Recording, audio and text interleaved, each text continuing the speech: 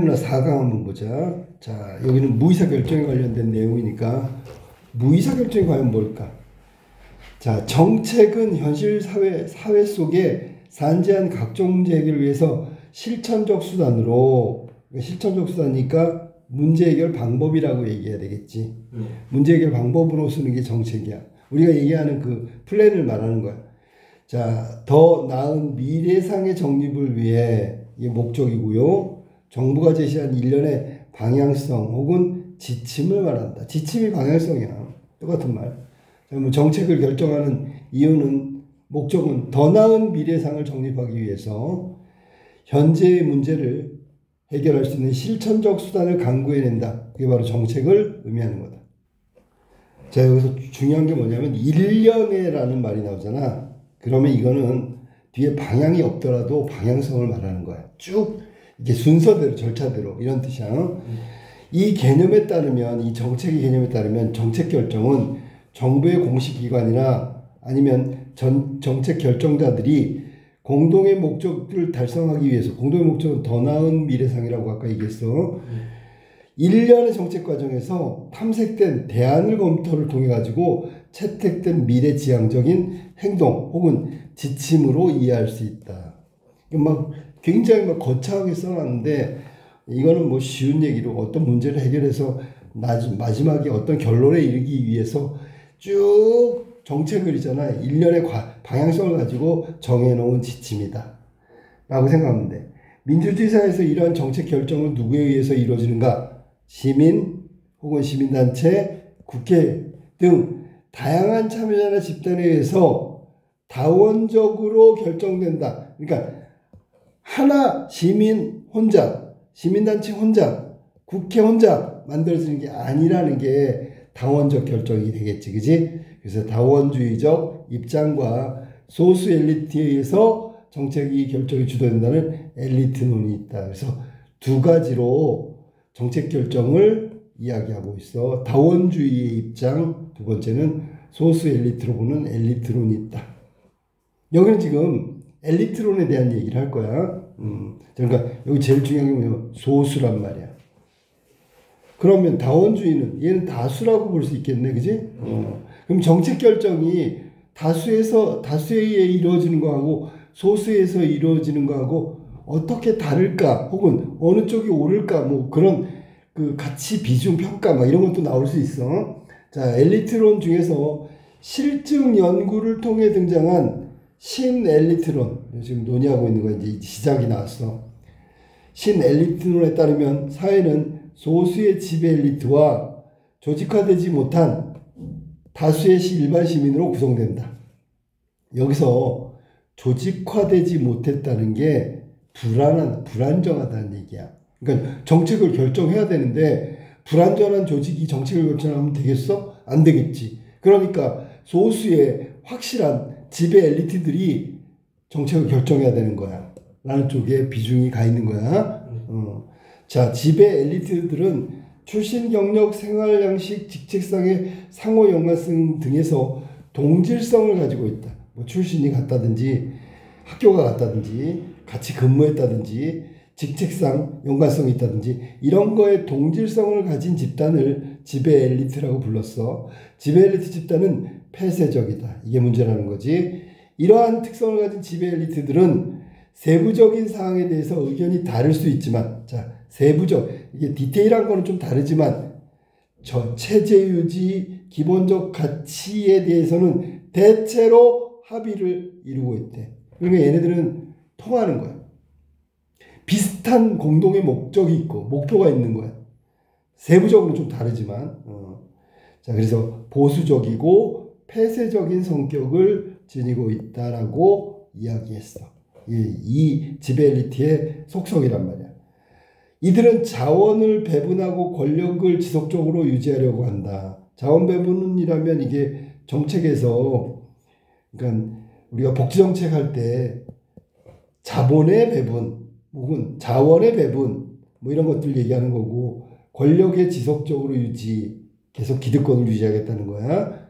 그러니까 보수적이고 폐쇄적이라고 봐야 되겠지. 또한 이들은 국가정책의 중요한 정책 결정을 독점적으로 주도하고 때로는 은밀하게 결정하기 때문에 다른 집단의 이러한 정책 결정에 큰 역할을 하지 못하고 지들끼리 다 나눠먹게 한다. 그런 얘기야. 아니? 자, 디테일한 부분 약간의 차이는 있지만 대체로 이런 기본 가치에 대해서는 합의를 이루고 있는 게 이들 집단이고, 이들 집단의 특성은 폐쇄적이고 보수적인 성향을 지닌다. 자, 대중의 여론, 이들에 의해 실질적으로 형성되며, 대중의 여론은 이들에 의해서 실질적으로 형성되며, 그러면 대중 여론을 이끌어가고 있다는 거야. 여론을 만드는 애들이란 말이야. 실질적으로 형성하여 이들은 대중의 영향을 거의 받지 않는다. 이 말을 다른 말로 하면 대중들한테 영향을 일방적으로 미치고 있다. 그런 얘기야. 그러므로 정책은 대중의 요구를 반영한 게 아니라 지배 엘리트가 지배적 가치관, 선호하는 것이 반영된 결론이고, 정책 변화는 점진적이고 안정지향적이다. 이런 특성 때문에 보수적이라고 얘기한 거야. 보수적 성격을 띠고 있다. 정책 결정은 일방적이다. 여론은 이들에 의해서 만들어지고 대중에게 영향을 미친다. 이들은 반대로 영향을 받지 않는다. 신엘리트론의 입장을 바탕으로 엘리트의 정책 의제 설정과 관련하여 무의사결정론이 등장했다. 무의사결정론. 의사가 없대잖아. 근데 의사가 있는 거야. 잘 봐봐. 무의사결정이라는 게 뭐냐면 정책 의제 설정 과정에서 지배 엘리트들이 자신의 이해관계와 일치하는 사회 문제만을 의제로 통과했대. 실제로 무의사라는 건 의사가 없다는 건데 의사가 있어요. 무슨 의사가 있는데 지배 엘리트의 자기 생각과 관계되는 것만 통과시키니까 자기들하고 관련 있는 것만. 그러니까 지배 엘리트의 의사만 반영된 거지. 이렇게 생각하면 돼요. 반대로 얘기하면 대중 여론, 대중들의 의사는 반영되지 않은 게 무의사결정이라고. 자신들의 가치와 이익이 잠재적 또는 실질적인 위협이 된대. 잠재적으로 위협이 되거나 실질적으로 위협이 되는 거 이거 다 빼버려. 의도적으로 의제 설정 과정에 진입하지 못하도록 방지하는 거다. 그러니까 기득권을 박탈하는 문제는 아예 정책 의제에 포함되지 않는 거야. 이들이 방해하니까. 결정할 때 무의사결정, 즉 지배 엘리트들의 이해관계, 사회문제 이것만 거론한단 말이야. 다른 건 거론 안 하고. 무의사결정은 의제설정 과정뿐만 아니라 의제설정, 정책결정, 정책집행, 정책평가, 정책환류 이게 바로 1년이란 말이야. 1년. 아까 나왔던 1년의 과정이 바로 이거라고. 순서대로 쫙 진행된단 말이야. 순서로 이루어지니까 1년의 정책과정이고 일반적인 정책과정 모두에서 발생할 수 있다. 그런데 여기서 지금 우리가 생각해 봐야 될 게 뭐냐. 의제 설정에 문제가 있다고. 지배 엘리트들이 원하는 것만 의제를 설정한다고. 우리가 일반적으로 정책을 결정하고 실행하고 평가하고 환류하는 과정은 다 똑같아. 근데 여기 특히 의제 설정 같은 경우가 신지배 엘리트 이론에 의하면 지배 엘리트들이 생각하고 결정하고 영향을 미치고 막 요 관계된 것만 올라온단 말이야. 요게 문제라는 거지. 지배 엘리트들이 위협적인 이슈 의제 설정 과정으로 진입되는 것을 막지 못하면, 자, 그럼 봐봐. 지배 엘리트들이 위협적인 이슈가 의제 설정 과정에 진입되는 것을 막지 못하면, 그러니까 자기들이 위협을 받는 걸 막지 못하면 그들은 정책 결정 과정에서 정책 대안의 범위나 내용을 수정하거나 아예 없애버리는 거야. 그러니까 무슨 얘기인지 알겠지? 얘를 막는 거라고. 얘를 자기들을 위협하는 이슈가 들어오면 수정하거나 축소시킨다고. 이게 설정 과정에서 나오는 거야.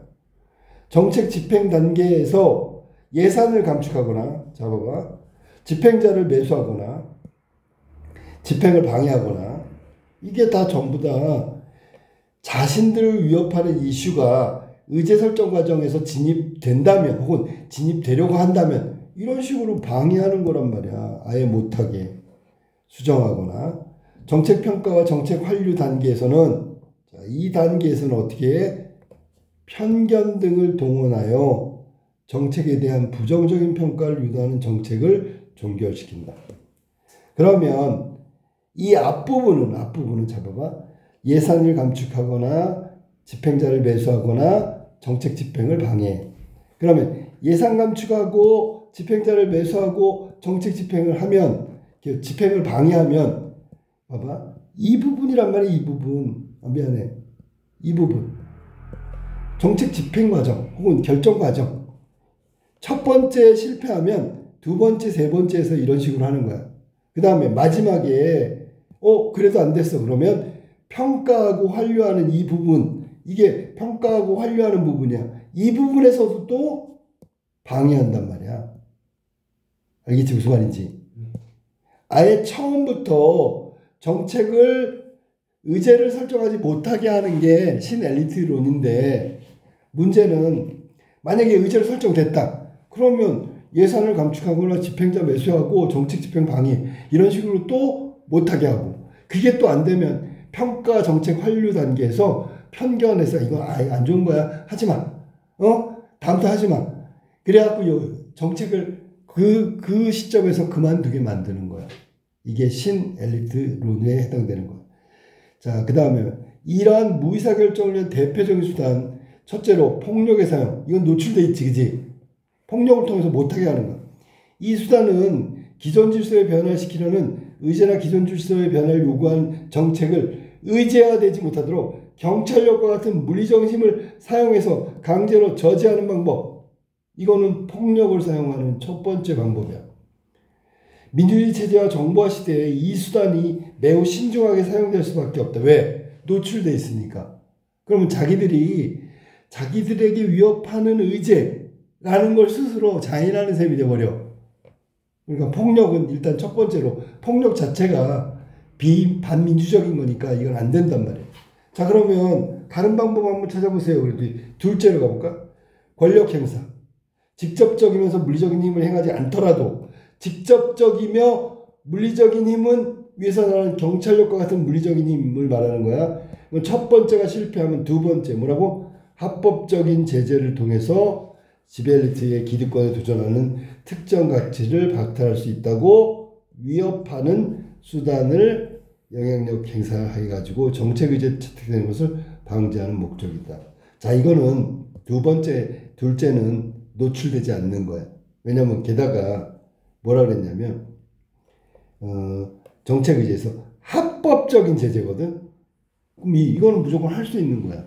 해도 문제가 안 되는 거야. 뭐 당연히 자신들의 권리니까 권리에 입각해서 저걸 못하겠나 보다. 그럼 문제가 안 되잖아. 안 보여. 이들의 부정한 부분이 안 보인단 말이야. 하지만 경찰력과 같은 물리적인 힘을 쓰면 저거 안 되는데 쟤네들이 스스로 저 의제에 대해서 자신들의 위협이라고 밝히는 셈이 돼버리는 거야. 이거는 가시적인 어떤 방해고, 두 번째는 비가시적인 방해다. 이 수단은 상대를 위협하는 소극적 수단뿐만 아니라 외부에 영향 있는 유력 인사를 영입해서 영향력을 행사하는 적극적인 방법으로도 나타난다. 상대를 그냥 겁주고 위협하고 뭐 이런 부분들도 있지만 외부 인사를 영입하면 이거는 적극적으로 방해하는 거지. 하나 더 있네. 셋째, 지배적 가치 규범이나 신념을 이용하는 거. 이거는 반대편이 저항할 수가 없네. 아니, 지배적 가치라 했잖아. 다 그게 맞다고 생각하고 옳다고 생각하는 걸 가지고 밀어붙이면 반대하는 쪽이, 정책을 의제를 설정하라고 하는 쪽이 이건 좀 부정한 것으로 내비칠 수 있단 말이야. 여기서 중요한 건 지배적이라는 말이 나와서 누구나 그렇게 생각하는 거.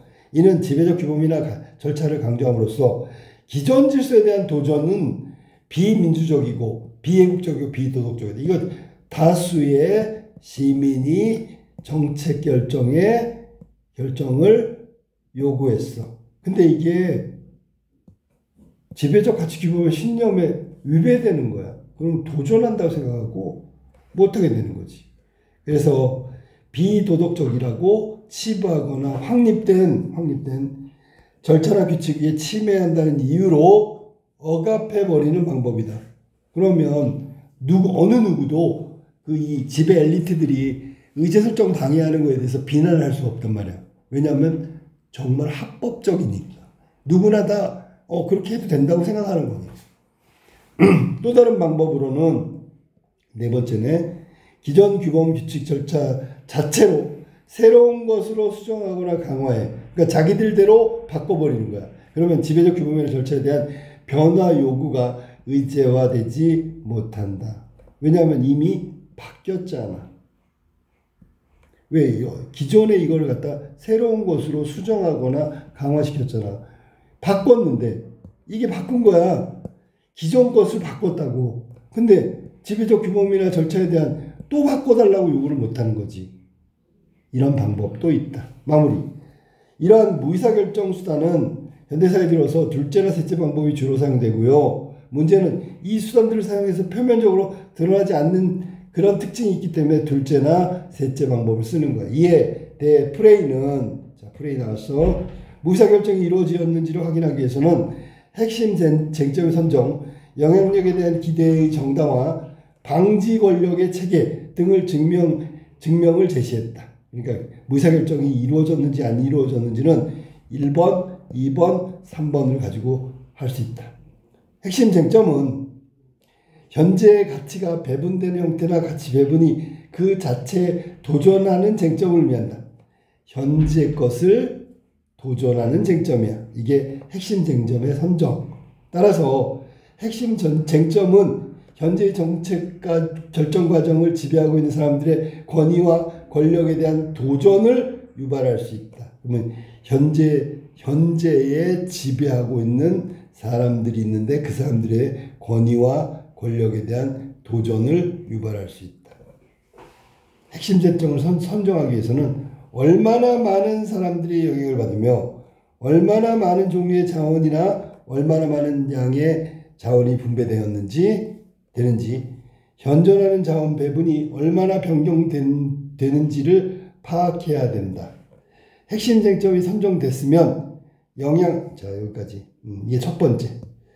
무의사결정이 이루어졌는지에 대해서 확인하는 방법이야. 첫 번째. 핵심 쟁점의 선정. 무의사결정이 뭐라고 했어 아까? 다수의 의사가 반영되지 않는 거라고 그랬잖아. 그러면 현재 가치의 배분이 그 가치에 도전하는 쟁점을 의미한다. 즉 핵심 쟁점을 선정했느냐, 거기에 무의사결정이 이루어졌느냐, 이런 걸 따질 때 현재의 정책 과정을 지배하고 있는 사람에게 도전을 유발할 수 있냐, 이게 핵심 쟁점. 유발한다. 현재의 지배를 그러니까 도전을 유발한다. 그러면 이거는 다수에 의해서 결정돼야 되는 문제지, 그지? 근데 없었어. 그러면 이건 무의사결정이라고 봐야 되는 거야. 알았어? 무슨 얘기지? 그 다음에 얼마나 많은 사람이 영향을 받으며, 소수가 아니고 얼마나 많은 종류의 자원이나 얼마나 많은 양의 자원이 배분되는지, 현존하는 자원 배분이 얼마나 변경되는지를 파악해야 된다. 그러니까 이렇게 파악했는데 많은 사람들이 영향을 받아. 많은 자원이 해당돼. 그러면 이건 핵심 쟁점으로 선정해야 된단 말이야. 근데 선정을 안 했어. 그럼 그 무의사결정을 한 거야. 이해됐어? 무슨 말이지? 두 번째, 이게 됐으면 영향력에 대한 기대에 두 번째, 정당화돼야 된다. 이는 핵심 쟁점과 관련하여 기존의 질서에 도전하는 집단, 피해가 예상되는 피해를 입고 있는 집단, 피해, 도전, 정책 결정량 과정에서 영향력을 행사할 것인지 아니면 행사하지 않을 것인지에 대해서 증명할 수 있는 근거를 제시해야 된다. 당연하지 않겠어. 왜? 영향력을 행사했다면 그 얘기는 정책 결정에 참여했다는 거지. 근데 영향력이 있음에도 불구하고 영향력을 발휘하지 못했어. 그럼 무의사결정이지. 게다가 행사하지 않을 것임에 대해서 증명하는 근거를 제시한다. 행사하지 않을 것인지 대해서 증명하는 근거를 제시했다면 이거는 행사하려는 쪽이 우리는 필요 없어라고 얘기한 거야. 그러면 무의사결정이 아니지요. 무슨 말인지 알겠어? 필요한 사람들, 여기 봐봐. 지배 엘리트 말고 다른 사람들이 이 핵심 쟁점에 대해서 의제 설정하는데 우리의 말을 들어주세요. 우리가 하는 말 영향을 미쳤으면 좋겠어요. 라고 했는데 별로 너네는 영향력을 발휘하는 증명할 수 있는 게 없네? 너네 해달라고 한 적이 없잖아. 그러면 해달라고 한 적이 없기 때문에 우리가 마음대로 하는 거야. 무의사결정. 해달라고 했어. 다 보여 증거가. 근데 결정을 했어. 그러면 이건 무의사결정이 되는 거지. 자, 마지막으로 방지 권력의 체계. 방지. 핵심 쟁점에 관한 영향력의 무의사결정 수다, 위한 수단 등과 같은 방지 권력 체계를 활용하여 좌절시킨 것을 증명한다. 좌절시켰으면 무의사결정이지. 무슨 말인지 알겠어? 그래서 무의사결정이 소수 지배 엘리트들이 의사결정 과정에서 자신들의 이해관계에 해당되는 사회 문제만을 결정한다고 했는데 그게 무의사결정인지 아닌지를 우리가 확인한, 체크하는 방법은 핵심 쟁점 선정에 있어서 도전하는 세력, 즉 다수의 이야기가 있는지 혹은 다수들이 도전을 하게 되는지에 따라서 무의사결정인지 아닌지가 결정된다. 그러니까 아주 간단하게 얘기하면 무의사결정이라는 건 이 결정을 했을 때 사람들이 저항하거나 불만을 갖거나 잘못됐다고 비판하는 게 있으면 무의사결정. 첫 번째야. 두 번째, 이게 얼마나 많은 사람들과의 관계된 문제냐, 자원배분 이런 문제가. 만약에 많은 사람들에게 문제가 있다면 이건 근데 그럼에도 불구하고 정책 결정을 했어. 그럼 이건 무의사결정이지. 세 번째, 다수의 사람들이 저항하거나 비판하거나 막 그러는데도 불구하고 그걸 억누르면서 결정을 했어. 그럼 무의사결정이 되는 거라고, 세 번째가. 자, 그 다음에 사회적 쟁점, 이게 프레이가 얘기한 거고, 사회적 쟁점이 되는 많은 사항 중에서 정책이 결정되지 않는 경우가 많이 있다. 자, 봐봐. 사회적으로 쟁점이 되는 많은 사항이면 당연히 정책으로 결정돼야 될 거 아니야. 근데 지배 엘리트론에 따르면 자기들 문제가 아니니까 결정 안 한다고. 이해됐냐? 또한 사회적으로 필요성이 제기됐어. 그럼 정책 결정해야지. 상당한 시간이 경과했어. 그럼 결국은 정책으로 결정되는 경우도 다수 존재한다. 이게 무슨 말인지 알겠지? 그러니까 무의사결정에 따르면 사람들이 있잖아. 사회적으로 쟁점이 되는 많은 사항들은 결정이 돼야 되는데 안 돼. 그러면 그건 무의사결정 된 거지. 그지? 근데 이렇게 무의사결정을 하다가 사람들의 저항이 유발되고 잘못됐다고 비판하고 막 들끓러. 빨리 만들어 달라고. 그럼 나중에 정책 결정이 되는 경우도 있지. 그게 두 번째 거예요. 상당한 시간이 경과해서 정책 결정이 되는 경우도 있어. 처음에는 소수 엘리트에서 거절되고 정책 결정이 안 되다가 이렇게 정책 결정이 지연되는 것 중에 적정한 정책 절차를 지키기 위해서 지연되는 경우, 요게 이제 아까 얘기했던 합법적으로 지연시키는 거야. 그 다음에 적정한 정책이 제시되지 않아서 지연되는 경우, 이거는 대책이 없으니까 그런 거야. 이거 소수 엘리트들은 이런 식으로 얘기하는 거야. 그 다음에 이해관계자의 동의가 이루어지지 않아서 지연되는 경우 등이 존재하지만 이런 정책 결정 사유로 정당화되지 않는 정책 지연도 다수 발생하고 있다. 자, 위의 사유가, 자, 첫 번째, 절차를 지키기 위해서, 이거는 합법적이고, 그다음에 정책 대안이 제시되지 않아서, 그러니까 이걸 정책을 바람직하게 할 수 있는 해결책 같은 게 없는 거야. 그럼 이것도 못할 수밖에 없는 거잖아. 그지? 지연되는 거지. 세 번째, 동의를 해야 되는데 집행자 마음대로 할 수가 없잖아. 정책의 수혜자, 피해자들의 동의를 얻어야 되잖아. 그게 합법적이잖아. 이렇게 1, 2, 3 같은 경우는 다분히 눈에 보이지 않는, 아까 얘기했던 소수 엘리트가 정책 결정에 지연시키는 방법이란 말이야. 이거는 또 나름대로 설득력이 있어. 그런데 문제는 무의사결정론과 같은 이와 같은 사회현상들을 설명하는 하나의 이론으로 악용되고 있단 말이지. 무슨 말인지 알겠어? 응? 그러니까 무의사결정론이 마치 합법적이고 정당하고 절차적인 문제를 해결하고 이런 것이라고 얘기하는 게 1, 2, 3이라고. 소수 엘리트론이 바로 이런 걸 의미한다. 자, 여기는 학문적으로 얘기해서 좀 어려운 것 뿐이지 실제로 기득권 유지를 위해서 그 소수들이 권력을 잡고 정책 입안 과정에서 자기들에게 필요하고 자기들한테 이익되는 것만 정책을 결정하고 나머지 다수가 원하는 것들을 외면하거나 지연시키거나 수정하거나 거절하거나 유보시키는 이 이유에 대해서 설명하고 있는 거야. 자, 1번 문제 봐봐. 다음 윗글에 대한 설명으로 적절한 걸 찾아봅시다. 엘리트의 개념을 정의하고 엘리트의 정책 결정 과정의 실제 사례를 들어 설명하고 있다. 실제 사례는 안 나왔는데 그 다음에 정책 결정 과정에 관련된 상반된 두 가지 이론을 대조하면서 대조 나왔지. 두 이론의 문제점이 아니라 소수 엘리트가 하는 신엘리트론에 대해서 문제점을 밝히고 있는 거지. 혹은 특성을 밝혔는데 그게 좀 문제가 있어. 이런 얘기하는 거야. 여기 다수가 참여하는 다원주의적 원칙, 다원주의에 입각한 정책결정. 이거는 나왔으니까 대조가 맞는 거야. 상반된 두 가지 이론은 맞았죠. 자, 그 다음에 3번. 무의사결정론의 배경이 된 입장을 소개하고 무의사결정 개념과 수단을 설명하고 있다. 전체적으로 이걸 설명하고 있는 거지. 그치? 무의사결정의 배경이 된 입장은 뭐지? 이건 소수 엘리트가 한 신엘리트론을 말하는 거야. 이게 무의사결정의 배경이 된 입장을 말한 거고, 그 다음에 무의사결정이 뭔지를 이야기했고, 어떤 식으로 하는지 방법을 얘기했다. 세 가지 정도 얘기했지, 그치?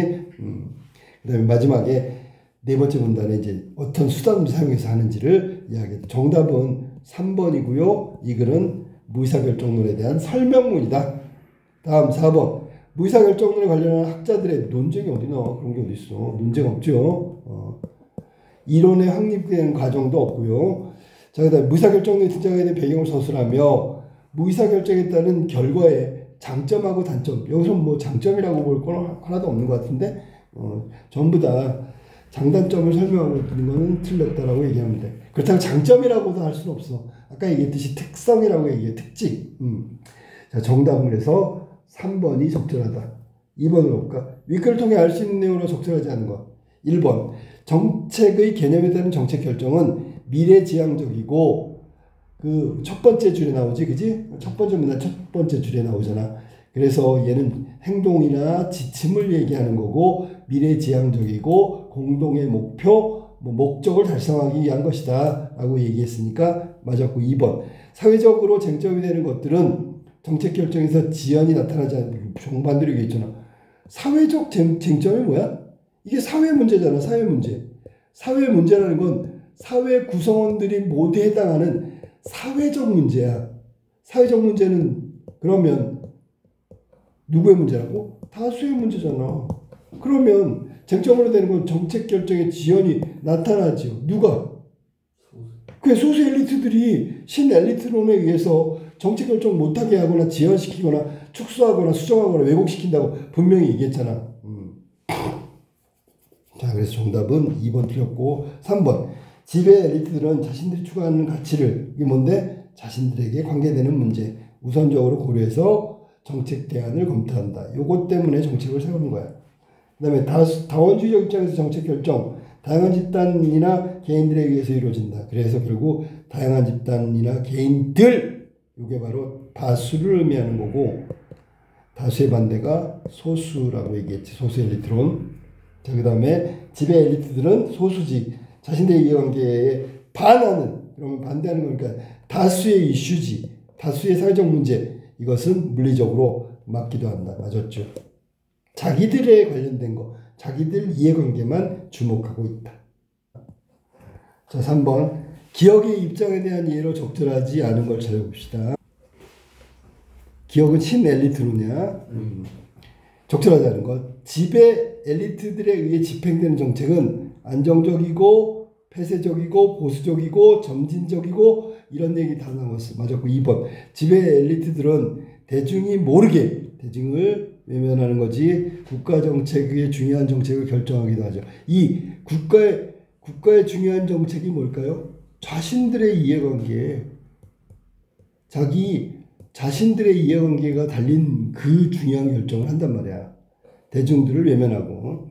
3번. 소수 엘리트들에 의해서 사회 자원이 나누어지며 대중의 여론이 만들어진다. 아까 내가 뭐랬지? 소수 엘리트들이 여론의 어떤 방향을 대중에게 일방적이라고 했어. 대중의 여론이 소수 엘리트들에게 영향을 미치는 건 아니고 이들은 자기들 목적만 달성하려고 하는 거니까. 자, 맞았고요. 4번. 지배 엘리트들은 동질성을 가지고 있어서 맞았네? 세부적 사항에 대해서 의견이 다르지 않다가 아니라 세부적인 사항에 의해서 의견은 조금 다르다 그랬지. 하지만 공동의 목표 이거는 자기 거의 대동소이하다 그랬지, 그지? 자, 기본적인 가치는 동질성을 가지고 있다. 정답 4번 틀렸고, 지배 엘리트들은 자신의 권력을 안정적으로 유지되는 범주 내에서만 정책을 변화시키죠. 왜냐하면 만약에 정책을 변화시켰는데 자신들의 안정이 깨져. 그럼 정책 변화 안 한다고요. 그리고 성향이 점진적이라 했잖아. 안정지향적이라는 말이 바로 요 뜻을 말하는 거야. 안정지향적. 확 급변하지 않는단 말이야. 자, 4번 볼게. 무의사결정이 나타난 이유를 설명한다. 자, 봅시다. 가장 적절한 거. 1번. 정책은 대중의 요구가 반영된 것이며 벌써 틀렸어. 대중의 요구가 반영 안 됐지? 2번. 정책 평가 단계에서 마지막 부분이야. 지배 엘리트들을 위한 정책이 부정적인 평가가 될 수 있기 때문에 무의사결정을 한다고? 자, 부정적인 정책 평가는 다수에 의해서 채택된 정책이 있을 거 아니야. 그러면 소수 엘리트들은 이 정책을 반대하는 거잖아. 설정 단계에서 의제 설정 단계에서 막았어야 되는데 못 막았단 말이야. 그러면 집행 과정을 지나서 평가 단계에 가가지고 이거 잘못된 거다라고 해서 정책을 끝내버리려고 하는 거야. 그러면 부정적인 정책으로 평가될 수 있다고 지배 엘리트들이 아니라 다수의 정책을 말해야지. 그지? 얘가 아니고. 알았지? 자, 그 다음에 부정적으로 평가될 수 있기 때문에 아니라 부정적인 평가를 통해서 정책을 중단시키는 게 이들의 목적이라고. 3번. 지배 엘리트들은 자신의 이익에 대한 위협 침해, 그럼 당연히 철저하게 막고 자신을 지키려 하기 때문에 무의사결정을 한다. 이게 근본적으로 자신들과 관계된 자신들의 이해관계만 안정감, 침해 이런 것들만 자기들의 이익을 지키려고 하기 때문에 이 무의사결정을 수단으로 삼고 있는 거야. 알겠지? 정보화 시대 지배 엘리트들은 정책 과정에서 폭력 사용을 신중하게 사용하기 때문에 이거는 폭력 사용을 통해서 아까 나왔듯이 수단이라고 했잖아. 수단. 방법 중에 하나이기 때문에 방법에 관한 얘기를 한 건데 이게 무의사결정하고는 아무 의미가 없죠. 왜냐하면 얘는 무의사결정을 쓰는 이유에 대한 설명으로는 적합하지 않다. 그 다음에 지배 엘리트들이 권위에 도전하는 주장이 의제로 설정되면 정책으로 실행되는 것을 방해할 수 없기 때문에 방해할 수 있잖아. 이 방법도 있지. 집행 과정에서 방해할 수 있다. 그러니까 이게 지금 내용이 틀렸죠. 정답은 3번이고요. 오로지 자신들의 이해관계에 위협이 되거나 그럼 방해하고요. 침해가 되거나 그럼 막고요. 바꾸고 수정하고 철저하게 자신들의 이익을 위해서 쓰는 게 바로 무의사 결정이다. 자, 그 다음에 5번. 이제부터 나왔는데 이 문제 내려고 내겠지 뭐. 5번. 윗글 바탕으로 보기의 내용을 보일 수 있는 반응을 적절하지 않은 거. 자, A국은 시장 기업하기 좋은 도시를 만들겠다 그래서 기업하기 좋은 도시 자신의 선거 공약에 따라서 이 도시에다가 토지 일부를 대기업의 복합 쇼핑몰 부지로 대기업에게 매도했어. 부지를 매입한 대기업은 복합 쇼핑몰 계획을 발표하자 복합 쇼핑몰 부근의 인근의 재래시장 상인들이 주변 상인들이 기존의 상권이 사라지고 대기업의 이익만 올린다고 주장하면서 상인연합회를 만들어가지고 복합 쇼핑몰 건설을 반대하기 시작했다. 자, 그러면 여기 지금 소수로 할 수 있는 건 누굴까? 시장이겠지, 시장. 다수는 그 대기업도 들어가 여기. 자, 그 다음에 다수에 해당되는 건 누굴까? 재래시장 인근에 있는 재래시장 상인들, 주변 상인들. 이건 다수야, 알았니? 상인연합회도 역시 다수야. 자, 그 다음으로 가자. 시장은 긴급회의를 통해서 복합쇼핑몰 건설과 관련된 과거 사례를 조사하여 시장 상인의 연합회에서 복합쇼핑몰 건설을 막기 어떤 방법을 실행할지 예상했단 말이야. 그리고 나서 예상대로 상인연합회가 복합쇼핑몰 건설 반대 서명운동과 반대 시위를 실시했어. 이에 대응하는 것으로 시장은 지시에 따라서 복합쇼핑몰이 건설되면 해당 지역 발전에 긍정적인 영향을 미치고 인근 주민의 삶이 개선된다는 내용을 홍보하고, 이거 이제 막는 거잖아. 어떻게 해서든지 저 상인들의 반대 집회 시위나 서명운동을 막는 거야. 또한 복합쇼핑몰 건설이 가능하도록 시의 기존 규정을 수정했어. 그 다음에 계속 상인연합회가 반대가 계속됐지만 복합쇼핑몰 건설 계획은 결국 승인됐고요. 자기들의 목적 3년 뒤에 해당 지역은 복합쇼핑몰 건설이 완공됐어. 그럼 여기는 복합쇼핑몰을 건설하는 게 정책, 의제 설정이야. 그런데 시장과 대기업, 소수의 집단의 이익을 위해서 저 정책을 세운 거란 말이야. 다수인 이들의 의견은 완전히 무시되거나 방해되거나 또 그들의 반대 운동, 저항도 이런 식으로 홍보와 기존의 규정을 수정하면서까지 막고 있는 거야. 그러니까 앞에서 나온 무의사결정하고 다를 바가 없는 거지, 그치? 자, 그러면 여기서 틀린 거 1번. 상인연합회가 복합쇼핑몰 건설을 반대하는 것은 시장의 선거구역 실천 정책에 도전한다는 의미고, 그러면 소수 엘리트 지배계층은 복합쇼핑몰 건설 반대 핵심 쟁점으로 이걸 상정해 놓고 있는 거지. 맞지, 그지? 이건 뒤에 나온 프레이가 아까 얘기했었잖아. 다수가 저항했다. 그러면 소수의 무의사결정이라고 볼 수 있다 그랬잖아. 2번. 자, 시가 복합 쇼핑몰에 홍보한 것은 홍보했어. 막고자 하는 거지. 영향력을 방지하려는 거지. 이런 점에서 시의 홍보는 방지 권력 체계가 작동한 거지. 그러니까 그 반대하는 세력, 다수의 세력을 막기 위한 방법이라고 할 수 있죠. 맞았지? 아까 나 얘기했던 거야. 홍보하고 기존 규정을 고치고 막 이런 게 다 방지 권력이라고 생각하면 돼. 3번.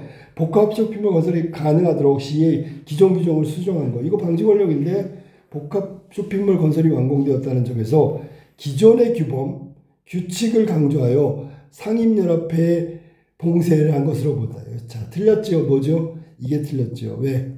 이거 수정했잖아. 기존 규정을 수정했잖아. 그러니까 이 상인들이 있잖아. 야, 이거 규정이 잘못됐다 라고 하면 뭐라고 하냐면 시장이 그래서 우리가 규정을 바꿨어. 변화시킨 거야. 근데 뭘 또 바꾸라 그래. 이렇게 하면서 넘어간단 말이야. 아까 나왔던 프레이 얘기야. 그래서 3번 틀렸다. 기존의 규범이 아니다. 그 다음에 4번. 시장이 긴급회의를 통해 과거의 사례를 조사했어. 이것도 다 방해하고 방지하는 목적이잖아. 긴급회의에서 예상한 방법대로 상인연합회가 움직였어. 이건 영향력에 대한 기대고 이거를 정당화하는 과정을 거칠 것으로 볼 수 있다. 아까 선생님 뭐랬어? 이런 거는 합법적이라서 꼬투리 비난할 수가 없다 그랬잖아. 사실은 소수 엘리트의 자신들의 목적을 관철시키는 방법이긴 한데 겉으로 보면은 별 문제가 없어. 합법적인 데다가 당연한 거야. 기존의 신념 뭐 이런 거 있잖아. 이걸 가지고 시장을 비난할 수 있느냐 비판할 수 있느냐 없어 절대로. 알겠지 무슨 말인지? 자, 그 다음에 상인연합회에서 복합 쇼핑몰 건설 반대시 실시한 것. 자, 이거는 다수의 의견이 정책에 반영이 안 됐기 때문에 저항하고 반대하는 거지. 그 다음에 반대 시위가 긴급회의를 통해 예상됐던 방법이라는 점에서 반대 시위는 결국은 영향력을 행사할 수 있는 방법이라고 이야기할 수 있겠지. 누가? 다수가. 다수가 할 수 있는 저항이고 반발이야. 이해됐지? 예. 그러니까 여기 지금 상인연합회도 다수에 해당된다고 아까 얘기했기 때문에 정답은 3번이고요. 기존의 규범이 아니고요. 새로운 규범으로 수정을 했단 말이야. 자, 그 다음에 다음 문제가 문맥상. 자, 6번으로 가볼까? 문맥상 A부터 E까지 바꿔쓰기 적절하지 않은 것. 자, 그러면 A부터 한번 볼까? A가 뭐냐면 산재에 있다. 산재. 그 다음에 B는 앞부분 보세요. B 찾아봐. B는 동원한다. 누구를 동원한다. 그다음에 박탈한다. 그 다음에 마지막에 치부하다. 하나 더 있구나. 마지막 2는 ABCD는 경과해서라고 했어. 자, 그러면 바꿔 쓴다고 했으니까 비슷한 게 아닌 걸 찾으면 되겠네.